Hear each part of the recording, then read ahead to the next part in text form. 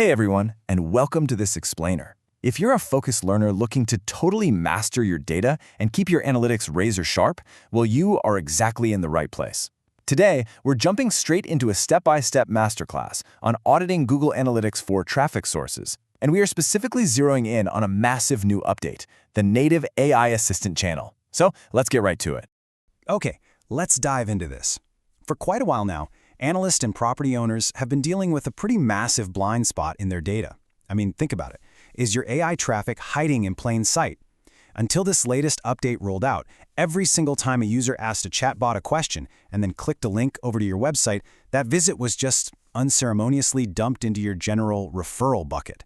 It was really muddying the waters, making it incredibly difficult to accurately measure how much real value these massive new AI platforms were actually driving to your business.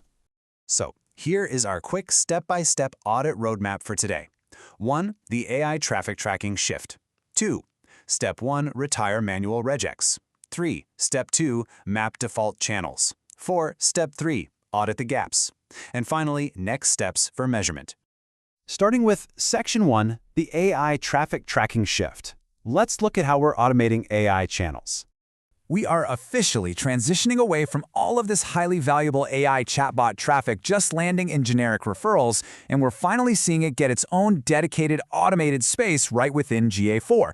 Listen to what Google explicitly says here. They note this new setup allows us to monitor how generative AI impacts your business by tracking user clicks, trending AI sources, and how this traffic compares to traditional channels like organic search. What's really interesting and absolutely crucial to point out here is that Google itself is officially recognizing AI traffic as a distinct, vital category. It is no longer just some fringe subset of referral traffic, right? It's literally being treated as a primary driver alongside traditional organic search, and that means you absolutely must be measuring its specific business impact. Under this new AI default channel group, traffic is pulled right out of that generic referral bucket, and it's automatically grouped into a brand new channel explicitly named AI Assistant. It recognizes the major players that we all know, your ChatGPTs, Gemini, Claude, and honestly, the absolute best part of this whole shebang, there is zero configuration required from property owners. GA4 just does the heavy lifting of separating these known chatbot referrers completely automatically. Moving on to step 1 of our audit, retire manual regex. Time to simplify that tracking setup. Now, for those of you who have been painstakingly maintaining your analytics over the past year, this is going to be a huge relief. And this brilliantly illustrates the difference. Let's look back at August 2025. You had to build custom groups using these incredibly complex regex patterns that required editor-level access, manual maintenance every single time an AI platform switched up its domain, and, painfully, it ate up one of your precious 2 custom channel slots in GA4. Now, the new AI Assistant channel is zero configuration, it's completely automatic, and it just lives natively in your default channel reporting. Total game changer. So your immediate action item as a focused learner running an audit today, take a hard look at your current GA4 architecture. If you've been running custom tracking to capture AI traffic, you now have a massive opportunity to simplify your setup. You can finally say goodbye to those clunky regex patterns and free up that precious custom channel slot, really streamlining your entire analytics environment. And let's be honest, anyone who has wrestled with GA4 regex knows exactly what a headache we are gladly leaving behind right here. Let's hit step 2, map default channels. We're looking under the hood of GA4.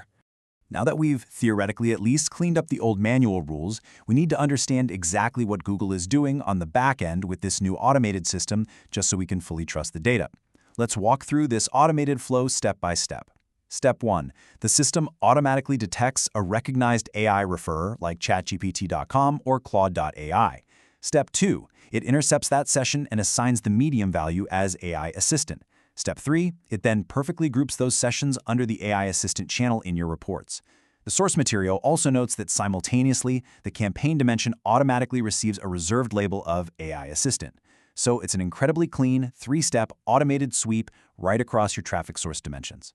Real quick, just to ensure we're all building from the exact same foundation, what exactly is a default channel group?